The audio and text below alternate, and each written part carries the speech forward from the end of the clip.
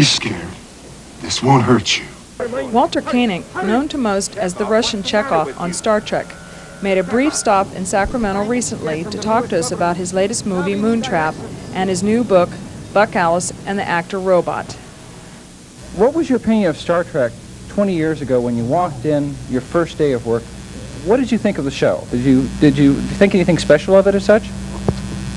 When I did the first episode, I was just doing a job. I was just another week's employment. For one thing, I was never promised that the character would recur. It was sort of intimated that it would, but I didn't take that too seriously. So I didn't see it as a momentous situation or a memorable one, other than the fact that it was an opportunity to get a week's employment. I had not watched it on television prior to my becoming a part of the show. As you know, I joined it in the second season. So I was really an innocent. I had no idea. I didn't know the history. I didn't know the militancy of the fans and the enthusiasm and the support. I didn't know I didn't know anything about the controversy, the fact that the Nielsen ratings were poor. I didn't know any of that. I just came in to work. Do you think you would want to write for the new Star Trek The Next Generation series? Well, I pitched some ideas. They invited me to come in and pitch some ideas to them prior to the beginning of the first season. And for one reason or another, that didn't work out.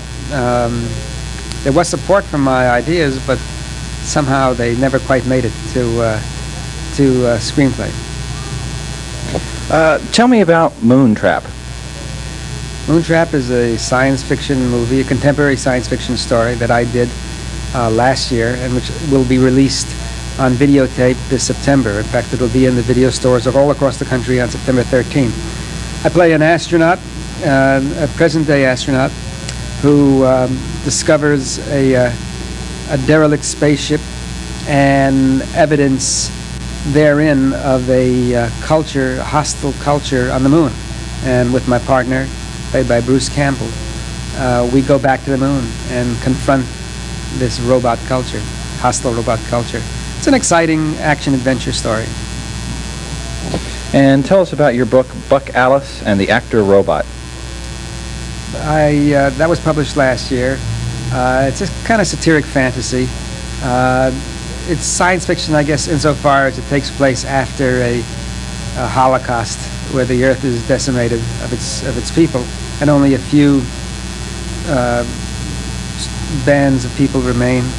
And my story deals with a group of really basically what they are is losers, and what happens to losers when they have to start all over again. And I think it's done, with somewhat tongue-in-cheek. There's some humor in the story. Characters are very detailed. I have a lot of characters. I guess that's what it's about. You told a story inside during the convention about something that happened during the Wrath of Khan on your big entrance. I wonder if you could retell that for us. Oh, well, only that I had supposedly come from sickbay at that point, and they wanted to signify that I had just been operated on, having had the seedy eels removed from my brain, and so they put a bandage on, and nobody seemed to pay attention exactly to what the bandage was until I got up actually on the set, and the prop man had improvised this thing very seriously, and what he had come up with was a breast pad. I had a falsie sticking out of my ear for the bandage. It was a source of great merriment to the other members of the cast.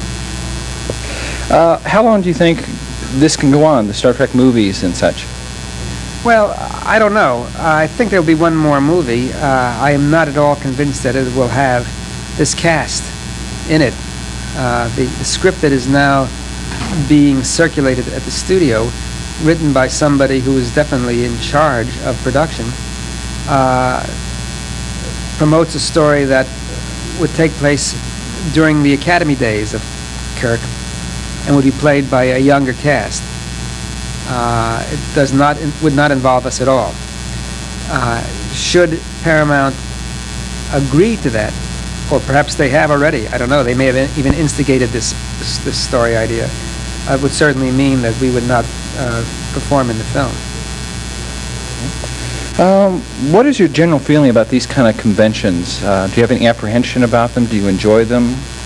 I have no apprehension. I've always had a good time at conventions.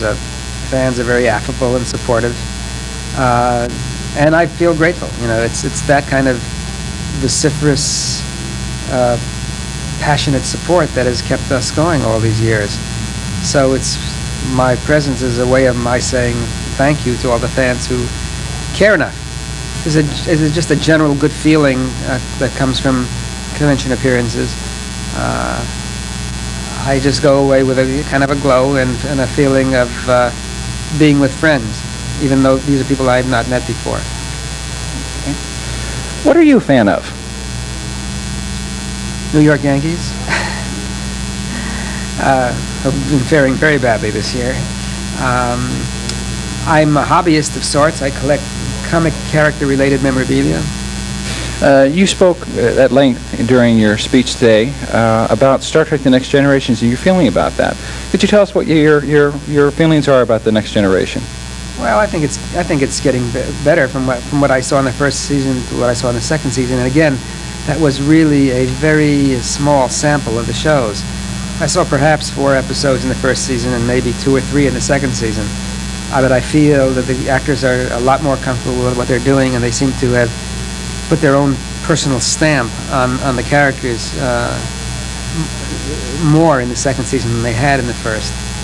I said that the stories that I saw left me a little bit wanting. I felt they weren't quite resolved the way they might be. Open-ended stories. I'm not a fan of open-ended stories particularly. I like to see a story that, you know, has a beginning, a middle, and has a climactic ending, you know, where things come together, are resolved after, you know, some conflict and theatrical event transpires. What's the one question that you like to be asked that you don't get asked that often, you'd like to get asked? What's your hotel room number? They don't ask me that anymore. Well, thank you very much for coming down and spending some time with us, and I hope you have a pleasant tomorrow. Thank you very much.